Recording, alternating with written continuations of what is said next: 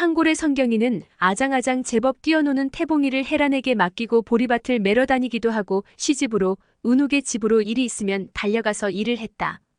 그리고 철호의 일정 등을 헤란이 성경에게 하면 성경이가 철호에게 전달하는 경우가 점점 늘어났고 은욱이나 다른 사람들도 헤란에게 이야기를 해서 철호의 일손을 빌리던 것이 차츰 성경에게로 옮겨가고 있었다. 처음에 성경은 어머님께 여쭤보고요 해서 잘 넘어가고 있었다. 그런데 철호가 근상인의 일 대답을 하고 일을 갔다. 헤란이 다른 집 일 대답을 해놓은 곳을 일하려 가라고 성경에게 일렀는데 일을 안 왔으니 이걸 성경이 조절한 것으로 오해를 한 헤란이 성경이를 불러앉히고 꾸중을 했다. 아니 넌 시어미 말을 귓등으로 들은 것이냐. 은상인의 일을 가라고 일렀는데 아범이 근상인의 일을 가게 했냐. 제가 태봉아범에게 제대로 이야기했는데요. 철호가 듣기를 입모양으로 근상인의 일을 가는 것이냐고 물어보는 것으로 고개를 끄덕이고 일을 간 것이 화근이었다. 성경은 그냥 그랬나 했는데 헤라는 꽁해가지고 아들을 낳더니 지 서방이라고 지 맘대로 한다고 생각을 했다. 그러나 철호는 지고지순하여 헤란에게는 그런 효자가 없었다. 지난 겨우내 나무를 한 집은 자기 집에 한 집은 시집에 동생 다로가 있건만 지고지순한 철호를 보면 성경은 은근 화가 날 때도 많았다. 올무로 잡은 산토끼나 오소리도 시집에서 끓여 먹었고 가죽도 거기서 벗겨 쌀이까지로 벌려서 말려놓으면 헤란이 팔아서 주머니에 챙겼다. 성경도 박물장수에게 필요한 것을 사고 싶기도 했지만 경제권이 없는 데다가 언제 살림을 내주려나 하고 목을 빼고 기다리려니 속이 탔다. 1932년 4월 29일에는 윤봉길 의사가 상하이 홍거우 공원에서 도시락 폭탄을 던져 상하이 파경군 총사령관 시라카와 요시노리 상하이 일본 거류민단장 가와바타 사다쓰구 등을 죽이고 총영사 무라이는 중상, 제3함대 사령관 노무라 기치사부로 중장은 실명되었고 제구사단장 우에다 겐키치 중장은 다리 절단 중상을 당했으며 중국 공사 시게미스 마모루는 전렘바리가 되었다. 5월 15일 오카와 슈메이, 도야마 미스루, 타치바나 카지야, 미카미 다카시 등 11명이 극단적 우익단체인 혈맹단을 창단해 정당, 재벌 타도를 목표로 쿠데타를 일으켰다. 그리고 마침내 오후 5시 반에 해군 중위 미카미 다쿠가 이끄는 해군사관 4명과 육군 사관생도 5명이 총리 관저를 침입했다. 이에 내각 총리 대신 이누카이 스요시는 도망치라는 측근들의 요구를 거부하고 쿠데타군과 대화를 시도하다가 뒤늦게 관저에 들어온 해군 소위 구로이와 이사무의 총에 맞아 암살되었다. 일본의 정당 정치는 군사 쿠데타인 5.15 사건으로 인해 사실상 끝을 맞이했다. 이후에 군부의 정계 진출이 이루어지면서 재벌들은 군부를 지원하기 시작하였으며 군국주의 사상 강화로 인해 독일과 같은 국가 사회주의 운동의 막이 올랐다. 1920년대까지 일본에서 활발하게 진행되었던 사회주의 운동과 민주화 운동은 치안 유지법을 제정하면서 모습을 감췄고 상징적인 의미로만 존재했던 일본 천황을 절대 권력의 중심에 두면서 군부의 영향력은 확대되어 나갔다. 그런가 하면 7월 31일에는 독일의 나치가 총선거에서 제1당이 되었다. 간내울 진명은 목화를 심고 그 사이에 배추를 사이짓기를 해 배추를 솎아다 국을 끓여 먹고 뽑아서 김치도 쌈도 싸먹었다. 목화는 잘 자라 연분홍 또는 노란 목화꽃이 피고 목화다래가 맺혔다. 개구쟁이 진규가 목화다래를 따먹어 시어머니가 녀석아 똥구멍 민다 했다. 그리고 윤희는 시 외가에서 삼 삼는 일, 배 매는 일을 도와가며 일을 배웠다. 가을이 다가와 배가 불러 힘든 몸을 이끌고 틈틈이 목화를 따다가 씨를 발려내자. 여보 내가 씨앗 빌려다 줄게. 했지만 말뿐이었다. 그도 그럴 것이 그 집에서 쓰고 있으니 어림없는 일이었다. 올 겨울도 어김없이 광국은 산판일을 나섰다. 그리고 그의 겨울 윤희는 딸 옥인을 낳았다. 진명이 나무를 해가지고 오면서 싱글벙글 하였는데 칡넝쿨이 감겨 올라가 톱니의 기본 틀이 형성된 손목 굵기만한 참나무를 잘라가지고 온 것이었다. 그런 나무를 발견부터가 쉽지 않아서 싱글벙글한 것이었다. 그 참나무 토막을 틈만 나면 톱으로 자르고 깎고 파내고 다듬고 다른 나무로 틀을 만들고 끼워가며 돌려보고 손잡이를 만들어 끼우고 또 돌려보면서 고르지 않은 것은 다시 갈아내기를 달보가 넘게 걸려서 씨알을 만들었다. 목화씨를 일일이 손으로 골라내던 것을 한 손으로 솜을 먹이면서 한 손으로 손잡이를 돌리면 손만 반대편으로 나오고 목화씨는 앞으로 떨어졌다. 그러다 시야가 빽빽 마찰음이 나면 벌꿀을 뜰 때 나온 밀랍을 바르면 조용해졌다. 그러니 물레 배틀 바디 도투마리 모든 세간살이는 중농 이상은 되어야 마련할 수가 있는 것이었다. 소작이나 해서 입에 겨우 풀칠을 해가며 사는 집은 언감생심 꿈꿀 수 없는 것으로 남순의 시어머니 연희가 시집살이를 하던 큰 집은 부자 소리를 들을 만큼 되니 안악들의 할 일도 많았다. 윤희의 친정에는 종들이 일을 하고 주인인 윤희의 할머니나 어머니는 감독을 하면서 이를 조금 돕는 정도로 체계가 잡혀 있었으나 지금 시집에서는 겨우 목화씨를 빼내는 씨알을 하나 만든 것에 지나지 않았지만 감동이었다. 1933년 1월 30일에는 히틀러가 독일 수상으로 취임을 했다. 지난 가을부터 가물더니 봄내 가물어서 농사를 짓는데 애를 먹이더니 드디어 비가 오기 시작했는데 굉장히 많은 양의 비가 왔다. 광국은 진운을 불러서 기상인에 가서 밧줄 하나를 빌려오게 하였다. 그리고 집에 있는 발을 하나 준비해 강가에 버드나무의 끝을 묶었고 기상인에서 빌려온 바도 딴 나무의 끝을 묶었다. 그리고 진운의 허리에 하나를 묶고 묶지 않은 하나를 어깨에 걸고 흙탕물 소용돌이치는 강물 속으로 헤엄을 쳐들어가 떠내려오는 제목에 어깨에 걸고 들어간 밧줄을 묶었다. 강가에서 광국과 진명이 밧줄을 당겨서 제목들을 건져 올렸다. 진우는 어려서부터 헤엄을 잘 쳤다. 밧줄을 당기는 일을 옆에서 돕던 진규가 물가로 밀려오던 제목을 건지려고 들어가다가 광국으로부터 호된 꾸지람을 들었다. 그만큼 위험한 일인데 3부자 아니 4부자가 건져 올린 제목이 꽤 되어서 그의 가을 사랑채를 짓는데 쓰려고 여름에 시간이 날 적마다 손질을 했다. 윤희가 집안일을 할 때에는 진규가 오기니를 업어줬다. 그러던 무더위가 한참인 여름날 진규는 오긴을 업고 빨래 자배기를 인 윤희를 따라 강가로 따라 나섰다. 윤희가 한참을 빨래를 하고 있는데 동네에서 나온 아이들이 강가로 나와 멱을 감고 있었다. 그리고 윤희가 진규를 힐끗 보니 입이 툭 튀어나온 게 화가 나 있는 게 역력했다. 더운데 멱도 못 감고 아이를 업고 있는 게 불만이어서 화가 난 줄 안 윤희가. 도련님 더우실 텐데 오기니 내가 업고 빨래할 테니 가서 멱 감으실래요? 안 해요 아주머니 저는 하나도 안 더워요. 하며 손사래를 치며 물러나며 오긴을 내려놓지 않았다. 그래서 부지런히 빨래를 하고 오긴을 받아 업고 도련님 이제 다 됐으니 멱 감으러 가세요. 하고 빨래 자배기를 머리에 이고 집으로 향했다. 그런데 진규는 씩씩거리며 애들이 멱 감는 쪽으로 가서 애들이 벗어놓은 옷들을 죄다 강물에 던져버리고 달아나기 시작했다. 애들이 깜짝 놀라 옷을 급히 들어가 건져가지고 나오며 도망치는 진규를 향해 야 너 거기 안 서 잡히기만 해. 야 이놈들아 누가 남의 형수 앞에서 빨가벗고 멱 감으래 내 놈들은 혼나야 해. 하긴 젖은 옷은 입기도 불편하거니와 빨개 벗고 동네로 들어올 수도 없으니 발만 동동 구를 수밖에 쉽게 쫓아오지 못했다. 그리고 그날 저녁 진규는 남순으로부터 꾸지람을 들었다. 그뿐만이 아니고 그의 여름 올망졸망한 12서너 살짜리 애들이 강가에서 멱 감고 놀다가 한 녀석이 제안을 했다. 오늘 밤에 참외서리 하자. 누구 내 연진네? 그래. 연진이한테는 비밀이다. 그럼 이따가 저녁 먹고 멱 감으러 나와서 만나자. 그날 저녁을 먹은 아이들이 대여섯 명 모였다. 거기에는 연진이도 있었다. 연진아 너는 옷 지키고 있어. 우리가 강 건너가서 참외서리 해올게. 아니야 나도 갈래. 했지만 여럿이 옷을 지키라는 여론에 밀려서 연진을 옷을 지키게 되었고 진규가 연하기하고 나하고 둘이 가서 사다리 묶은 칡을 2칸을 칼로 그어 놓을 테니 그때부터 참외를 따오는 거다. 그리고 연하기와 진규는 원두막으로 가서 사다리를 묶은 칡 2칸을 칼로 그었다. 그 당시에는 못도 귀했지만 원두막을 지을 때 못을 박으면 참외나 수박이 썩는다는 속설이 있어서 칡을 끊어다 묶어서 원두막을 지었다. 이윽고 대여섯 놈이 참외를 따는데 아니나 다를까? 누구냐? 하는 소리가 들렸고 이어서 조금 후 아이쿠 쿵 하는 소리와 함께 아이고 아이고 허리야 하는 소리가 들렸다. 아이들은 킥킥거리며 참외를 서너 개씩 따가지고 강가에 모여 앉아서 먹었다. 내용을 모르는 연진이는 같이 맛있게 참외를 먹었다.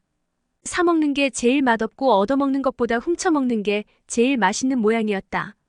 다음날 연진이가 울 할아버지 허리 다쳐서 큰일 났어. 누군가 큰일 나면 떡 해먹지. 했다. 그로부터 한 달 뒤 참외 넝쿨을 걷는 날, 그동안 군침을 흘리며 참외를 먹고 싶어 하던 아이들에게 참외를 실컷 먹게 하는 풍속에 따라 동네 아이들을 모아놓고 밭에서 딴 참외를 마당에 한 지게 부려놓고 먹게 하였다. 그리고 연진 할아버지는 애들을 보고 누가 우리 밭에 와서 참외서리 해갔니? 강 건너 미순의 애들이 했겠죠. 하면서 능청스럽게 대답을 했다. 아이고, 내가 허리를 다쳐서 한 달을 넘게 고생을 했는데 어떤 녀석들이 했는지. 아이들은 그 자리에서 터져나오려는 웃음을 억지로 참으며 눈치를 주고받다가 밖으로 나와서 깔깔거리며 웃었지만 어린 철부지들의 설이라는 놀이가 사람을 다치게 했어도 그냥 그렇게 넘어가는 시절도 있었다. 광국은 가을 거지가 끝나자 사랑채를 세워놓고 나머지는 세 형제가 마무리를 하라고 하고 광국은 힘에 부치지만 산판 일을 나갔고 남은 형제들은 사랑채를 짓는 일을 하고 있었다. 재종이는 드디어 아들을 보아서 뛸 듯이 기뻤다. 제1차 세계대전의 전쟁 특수를 누려본 일제는 전쟁 특수의 달콤함에 도취하여 만주를 침략하고도 욕심의 끝이 없었는데, 그러는 동안에 두 차례의 경제 공황을 겪은 일제는 경제 위기를 극복하기 위해 통화 가치를 지닌 금 수집의 혈안이 되었고 우가키 가즈식의 총독이 상금 정책을 펼치게 되는데, 간내울에도 우가키 가즈식의 총독의 상금 정책에 노다지 바람이 불어서 사금을 사 모으는 사람이 들어왔다. 농한기에 들어선 남정네들은 강가에서 모래를 파서 작은 함지에 넣고 일어서 사금을 채취하는 일에 매달렸다. 누루먹기는 좁쌀만 한 것이 없어서 매번 좁쌀로 바꾸어다 끼니를 해결하여 그의 겨울은 굶지 않고 보낼 수 있었다. 그렇게 없는 살림이지만 윤희는 옥인이 자꾸 버릇이 없어지는 것 같고 할머니의 응석바지로 커가는 것 같아서 걱정이 되었다. 그렇다고 어른 앞에서 함부로 아이를 꾸짖을 수도 없고 해서 그녀만의 특별한 훈육 방법이 있었는데, 아이를 끌어안고 엉덩이를 꼬집으면 자그마한 목소리로 엄격하게 말했다. 옥이나 할머니 진지 잡수실 때 할머니 무릎에 앉지 마라. 이내 옥이는 울음을 터뜨렸고, 옥이나 왜 울어, 이리 온, 울지 말고 이리 온 하고 남순이 불렀으나 고개를 살레살레 흔들며 쭈뼛쭈뼛 하면서 끌려가는 것을 본 남순이 윤희의 훈육 방법을 모를 리 없었다. 아니 어머마, 아이를 꼬집고 그러냐? 아니에요 어머니, 애가 괜히 울고 그러네요. 오지마, 어서 그쳐라 하면서 옥인을 달랬으니 윤희의 훈육은 엄격하였다. 그리고 시아버지 광국은 설을 쇠고 다시 산판일을 가셨다가 여느 해보다 보름이나 늦게 거짓골을 해가지고 돌아오셨다. 시어머니 남순이 연휴를 물으니 물골 안에 다녀왔다고 하셨다. 그래, 한 달 넘게 뭘 하셨어요? 나무 심었어. 뭔 나무요? 응, 잣나무. 그래, 뭘 받아오셨어요? 받긴 뭘 받아와? 남순은 화가 났다. 그래, 배부르고 등 따시니 줬습니까? 그게 뭔 소리여? 아니, 달포를 넘게 일을 해주고 왔으면 의관이라고 챙겨보내지, 바지는 새털바지 그대로 거짓골로 보내요. 그래, 올해는 노잣돈이나 얻어오셨소. 노잣돈은 뭐? 부치사랑이 남달랐던 남편은 줘도 안 받을 뿐 아니라 입에 있던 거라도 빼줄 위인이라는 것을 남순은 잘 알고 있었지만 잘 사는 사촌동생 집에서 그런 대접밖에 못 받는 남편에게 화가 치밀었다. 나가서 하는 짓이라고는 잘 사는 사촌동생 집에 가서 기껏 일만 해주고 거짓골을 해가지고 온 것도 화가 났는데, 사촌동서라는 게 하다못해 옷이라도 깨끗이 해 입혀 보내던지, 아니면 살림이 공공한 걸 알면 노잣돈이라도 쥐어보내지 않고 에이그 하면서 끓는 속을 태웠다. 결코 사촌이 땅을 사서 배가 아파서가 아니고 그 도도하고 싸가지 없는 동서가 그럴 수밖에 없을 거라고 생각하면서도 작은 시어머니는 그런 것도 못 챙기나 하며 섭섭한 마음이 들었지만 속 없는 짓을 하고 온 남편에게 더 화가 났다. 남순에게 바가지를 긁히며 더 앉아 있어봐야 좋을 게 없다는 생각을 한 광국은 담뱃대에 담배를 구겨 넣고 부싯돌로 불을 붙여서 물고 마을을 갔다.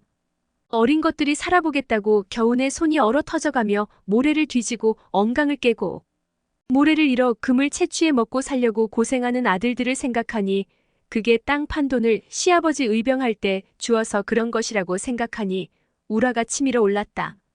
그리곤 시아버지가 줬다는 교진지 뭔지 하는 헝겊대기는 애지중지하면서 하는 짓이 밥술이나 먹는 사촌 동생네 집에 가서 머슴처럼 나무나 심어주는 속없는 짓이나 하니 우라가 확 치밀어 10여 년 전 일이 다시 뇌리를 스쳤다. 아들 진명이 장가를 못 보내 자존심이 상해 있는데 진천이 장가를 보낸다고 해서 어린 진규를 업고 100여리를 넘게 걸어서 잔치를 보러 가서 당한 일이 떠올랐다. 아이들은 똑같은데 지 새끼들만 먹을 걸 챙겨서 진규가 껄떡거리는 것을 보며 눈물을 삼켰는데 진규가 겨우 얻은 옥춘을 1살 더 먹은 진필이가 빼앗아 울고불고 했는데 지 새끼 편만 들고 거지라는 말까지 들어서 안마산 오촌 향숙 집에서 자고 오지 않았던가. 그때 일을 생각하면 더 속이 상해 죽겠는데 그 집에 가서 머슴 노릇까지 하다니 우라통이 나서 견딜 수가 없었다. 그리고 화풀이 대상인 남편이 없자 반사적으로 일어나 반다지 서랍에서 흰 비단에 붉고 금빛 나는 진명주사로 쓴 광무왕제의 교지를 들고 나와 윤희가 저녁을 짓는 아궁이에 던져버렸다. 윤희가 곁에 있었으나 그걸 차마 말리지를 못했고 그걸 말릴 진명이나 진훈이도 없었다. 광무왕제의 교지는 아궁이 속에서 꿈틀거리고 오그라들면서 타들어갔고 이내 머리카락 타는 냄새를 남기고 아주 작은 숫덩이가 빨갛게 마지막 불꽃을 피우는가 싶더니 이내 하얀 재가 되어 방골의 속으로 날아들어갔다. 후련하면서도 한편으로는 겁이 났는데 뒤돌아 부엌을 나오는데 오기누럽은 진규가 보고 있었다. 너 아버지한테 애미가 아궁이 속에 넣었다고 하지 마. 네 어머니. 아버지가 큰 형님 결혼시키기 전에 삼형제를 앉혀놓고 이게 광무왕제가 할아버지께 내린 교지라면서 보여주던 것이었는데 아버지가 하시면 아이고. 남수는 한편으로 겁이 나고 후회도 됐지만 그까짓 헝겊대기가 무슨 소용이 있으랴. 이젠 외놈 세상이고 만약에 그걸 외놈들에게 들키기라도 하는 날에는 애들한테 좋을 게 없다는 생각을 하니 잘한 일이라고 위안을 삼았다. 어찌되었거나 그해 봄 농번기에는 약간의 변화가 있었으니 품팔이 품삯이 조금 올랐다. 하루쌀 3대씩 주고 사람을 하루 종일 일을 시킬 수 있었으나 그걸 받느니 강에서 모래를 잃어서 금을 채취하는 게 낫다는 사람이 생기자 닷대로 올랐다.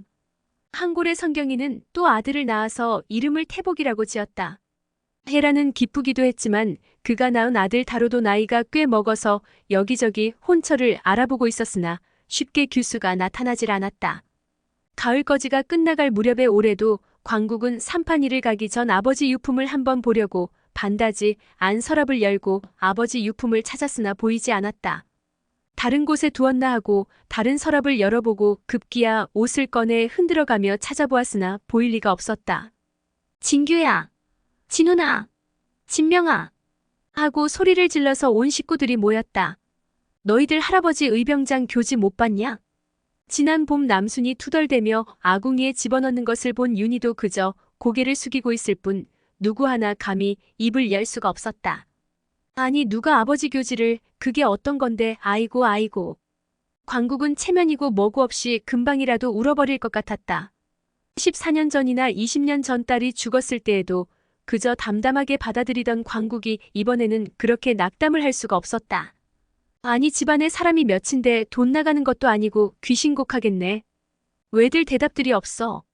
하면서 서 있는 식구들을 하나씩 훑어보는데 막내인 진규에게 눈길이 멈추는 순간 그거 어머니가 아궁이에.